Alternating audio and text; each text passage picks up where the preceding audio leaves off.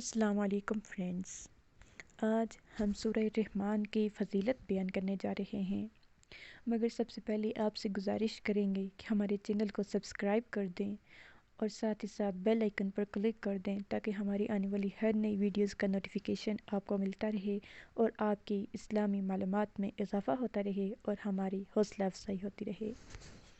جزاک اللہ خیر۔ سورہ رحمان کی فضیلت۔ سورہ رحمان ہمیں رحمت الہی کے تصور پر غور کرنے کی ترغیب دیتی ہے۔ اللہ نے ہمیں مختلف تحائف دیے ہیں۔ یہ دنیا بھی ایک تحفہ ہے۔ درخت، کھانا، ہمارے ارد گرد کا ماحول، ہوا، پانی، صحت مند جسم اور دماغ، خاندان، دوست، سب کچھ ایک تحفہ ہے۔ سورہ رحمان ہمیں یاد رکھنے میں مدد کرتی ہے کہ اس طرح کے تمام خدائی احسانات ایسی چیز نہیں ہیں جن سے ہمیں غفلت برتنی چاہیے۔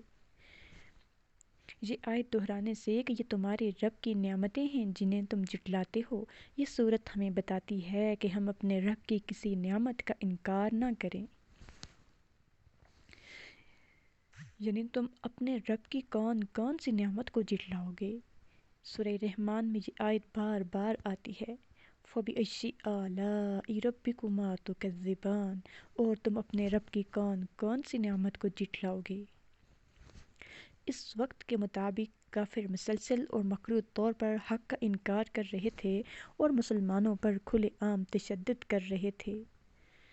تم اپنے رب کی کون کون سی نعمت کو جھٹلاؤ گے در حقیقت جھٹلانے والوں کے لیے ایک مستقل نصیحت تھی، جو غرور اور ناشکری میں اندھے تھے اور مسلمانوں پر بغیر کسی اشتعال کے حملہ کرتے اور قتل کر دیتے تھے۔ سورہ رحمان اللہ کی رحمتوں کی لامحدود فہرست کو خوبصورتی سے پیش کرتی ہے۔ یہ دل کو چھو لیتی ہے اور سچے ایمان والوں کی آنکھوں میں آنسو لاتی ہے۔ آخری حقیقت۔ انسانوں میں حق کو نظر انداز کرنے کی کمزوری ہے۔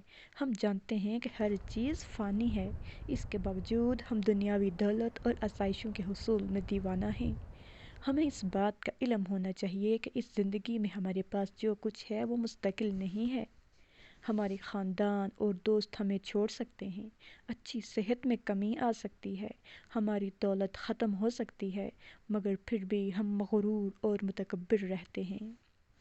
سورہ رحمان بار بار ہمیں اللہ کا شکر ادا کرنے کی یاد دلاتی ہے، کیونکہ ہمارے پاس جو کچھ بھی ہے وہ ہمارے لیے اللہ کا تحفہ ہے۔ ہمیں چاہیے کہ ہم دنیا کے لیے کام کریں اور نیک اعمال میں مشغول ہوں اور اللہ ہی کو راضی کرنے کی کوشش کریں۔ ہمیں معلوم ہونا چاہیے کہ مسلمان ہونے کی حیثیت سے سورہ رحمان کو دل سے سیکھنا امن و سکون کا باعث ثابت ہو سکتا ہے۔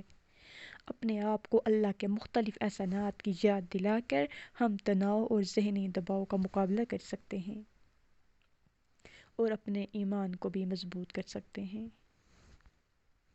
اللہ ہم سب کا حامی و ناصر ہو اور ہمیں عمل کرنے کی توفیق عطا فرمائے۔